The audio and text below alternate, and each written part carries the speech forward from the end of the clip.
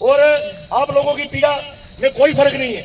हम परसों भी आपके बीच में थे, कल भी आपके बीच में हैं और पहले दिन से हमारी पूरी लीडरशिप आपकी पीड़ा को समझते हुए हर उस दरवाजे पे दस्तक दे रही है जहां से आपका समाधान होगा।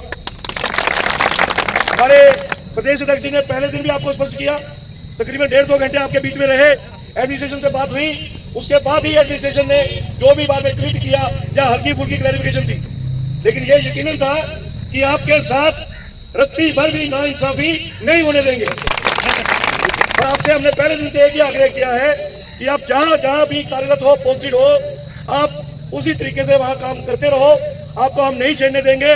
लेकिन इस तरीके से इस गर्मी के बीच में आपका यहाँ पर बैठना भी कतई भी हमारी भी बर्दाश्त से बाहर जाता है, क्योंकि हमारे ही परिवारों से आप हो। परसों हमारे प्रदेश के महामंत्री, पूर्व मुख्यमंत्री, स्पोर्ट्स मिनिस्टर सुनील शर्मा जी ने आपको अक्षरशः एक बात का यकीन दिलाया ना कि ये पॉलिसी कौन लाया था? हम ही लोग लाए थे, जम्मू कश्मीर के नौजवानों की भलाई के लिए।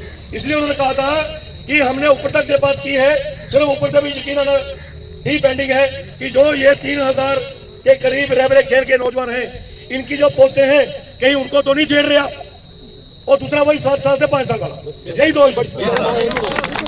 लेकिन उस दिन भी आपसे आग्रह किया कि कुछ ताकतें हैं जो आपको गुमराह करने का प्रयास कर रही है, आपकी स्थिति का फायदा लेने का प्रयास कर रही है। जब हमारी लड़ाई सरकार से होती है तो हमें सरकार के द्वार पे जाना होता है। आज सरकार जो है वो राजभवन या सचिवालय से चल रही है, तो शायद हम अपनी मूवमेंट कहीं राजभवन के बाहर, पीएम ऑफिस के बाहर रखते तो आज तक सरकार थोड़ा और ही नहीं होती। लेकिन उनको भी कहीं ना कहीं गुमराह करने वाले ऐसे लोग हैं जिनको यह लगता होगा कि सारा वह गुस्सा बीजेपी कार्यालय के बाहर निकल रहा है, हम एयर कंडीशन कमरे में बैठे, हमें क्या दिक्कत है। लेकिन उनको इस बात का ध्यान नहीं है कि भारतीय जनता पार्टी के कार्यालय में बैठने वाला हर नेता, हर कार्यकर्ता भावनात्मक दृष्टिकोण से आपके साथ जुड़ा हुआ है। इसलिए समझो, मैं आपसे पुनः एक निवेदन करूंगा कि अपनी लड़ाई को अपने आप को अकेले मत समझो। हम पूरी तरह से आपके साथ हैं, लेकिन सिर्फ अपने काम की तरफ ध्यान दो। ठीक है, मुझे भी कुछ जानकारी मिली है कि हमारे में से कुछ साथी कश्मीर में गए हैं, आप ही लोगों ने भेजा है थोड़ा स्पष्टीकरण लेने के लिए। हो सकता है शाम तक या कल रविवार है, परसों तक वो भी आ जाए।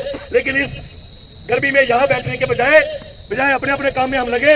आपकी लड़ाई हमारे प्रदेश अध्यक्ष से लेके हमारे सांसद तक, हर व्यक्ति जम्मू से लेकर दिल्ली तक अंग संग आपके लड़ रहा है, इसके लिए आप सुनिश्चित होगा। और आज हमारे आदरणीय सांसद जुगल किशोर शर्मा जी, जो अक्सर अपने लोगों की पीड़ाओं को लेकर एडमिनिस्ट्रेटिव लेवल पर भी और संगठन में भी यहाँ बात रखनी होती है, वो मजबूती से रखते हैं, तो आपके बीच में आए हैं। ये भी आपसे कुछ विनम्र निवेदन करना चाहते हैं, आपके बड़े भाई हैं। मेरा आपसे एक ही आग्रह है कि जो जुगल किशोर जी आपको निवेदन करें उसका अक्षरशः पालन करो। आपकी लड़ाई आखिरी दम तक हम लड़ेंगे, ये आपको यकीन दिलाएं।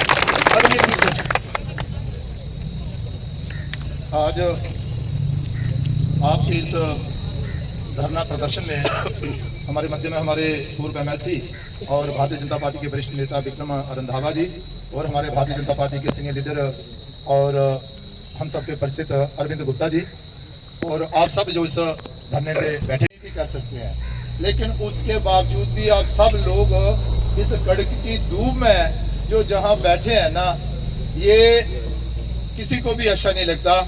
और विशेष तौर पर भारतीय जनता पार्टी के एक एक कार्यकर्ता को अच्छा नहीं लग रहा है। लेकिन आप भारतीय जनता पार्टी के इस मुख्य कार्यालय के सामने बैठे हैं शायद इस आशा के साथ कि आप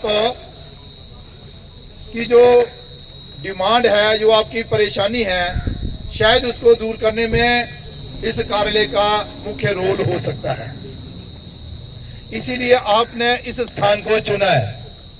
लेकिन जैसे कि रंधावा जी ने कहा ना, वैसे ही आपको करना चाहिए था।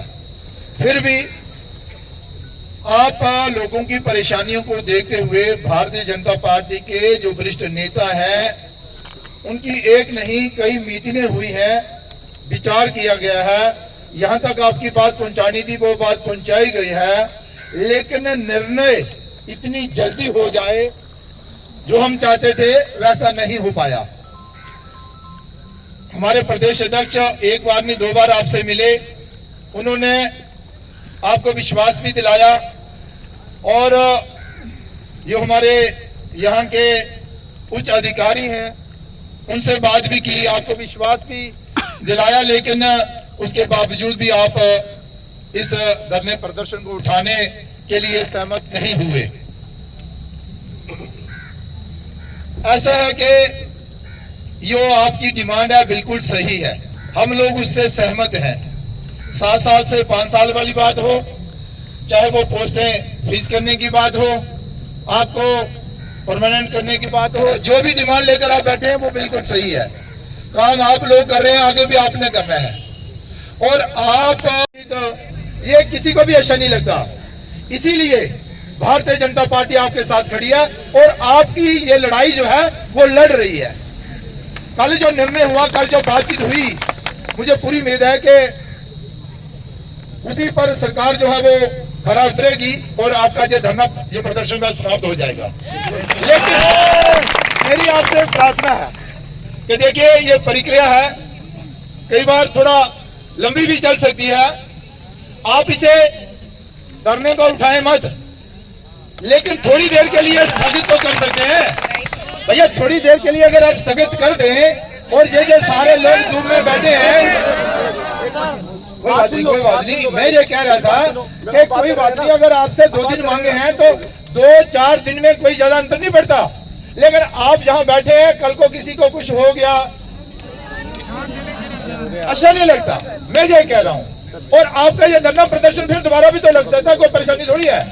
अरे स्टेट के प्रेसिडेंट भारतीय जनता पार्टी के आपके सामने आए, आपको उन्होंने अपनी बात रखी, उस पर मुझे लगता था कि आपको थोड़ा विचार जरूर करना चाहिए था। अब एलजी साहब डायरेक्ट इसमें इन्वॉल्व हुए हैं, वो आपकी समस्या का समाधान करना चाहते हैं और कर रहे हैं। पूरी उम्मीद है कि 2 दिन में हो जाएगा, लेकिन 2 दिन और में क्यों बैठो, नहीं बैठना चाहिए था। लेकिन चलो जो आप कर रहे हैं वो आप अपनी सोच से कर रहे हैं, लेकिन स्थान जो भी कोई उचित नहीं था। ये परंपरा जो है ना ये अच्छी नहीं है। यहाँ पर ये कोई सेक्रेटरी तो नहीं है ना, ये कोई चीफ सेक्रेटरी का ऑफिस तो नहीं है ना, ये कोई चीफ काम का ऑफिस तो नहीं है ना। ये धरना प्रदर्शन जो था